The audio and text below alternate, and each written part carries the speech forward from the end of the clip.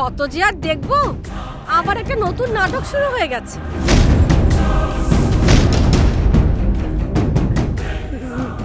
নাগেশ, এইসব কি করেছিস তুই? তুই এসব কি করছিস বাবা? কি হলো মা? তুমি তোমার বৌমার গৃহপ্রবেশ করাবে না?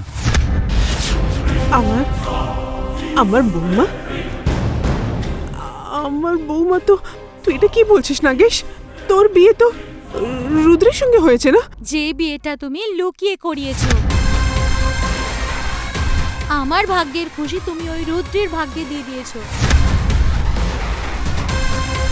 মঞ্জুরি, তুমি বৌদির সাথে এভাবে কেন কথা বলছো? আমি মানছি যেটা হয়েছে সেটা ঠিক হয়নি, তার মানে এই নয় যে তুমি বৌদিকে জানাই তাই বলবে। তোমার এরকম বলাটা উচিত নয়, বুঝলে? ঠিক আছে, আমি কিছু বলবো না, বলারই আর কি দরকার আছে এখন, যখন আমার নাগেশ যখন আমার সাথে আছে।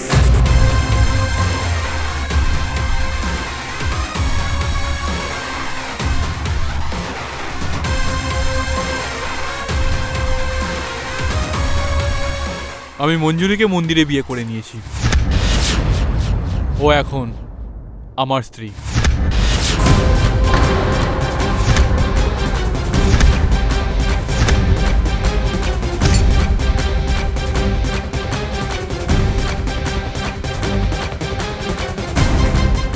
মা, যা করেছো তুমি ভুল করেছো।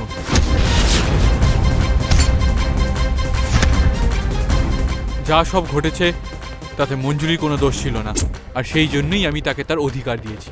ব্যাস। তোমরা মঞ্জুরির গৃহপ্রবেশের জন্য সব রেডি করো।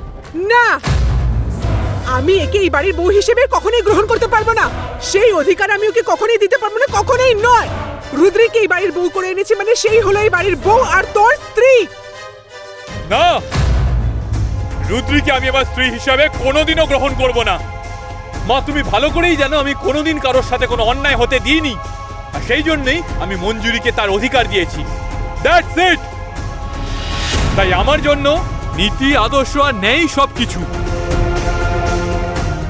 মঞ্জুরিকে আমি অনেক আগেই কথা দিয়েছিলাম, আর সেই কথা আমি কখনোই ভাঙতে পারবো না। আমি মঞ্জুরিকে বিয়ে করেছি, আর ওই আমার স্ত্রী। That's it. কিন্তু আমি তাকে নিজের বৌমা হিসেবে কখনোই গ্রহণ করবো না, বুঝলি তুই?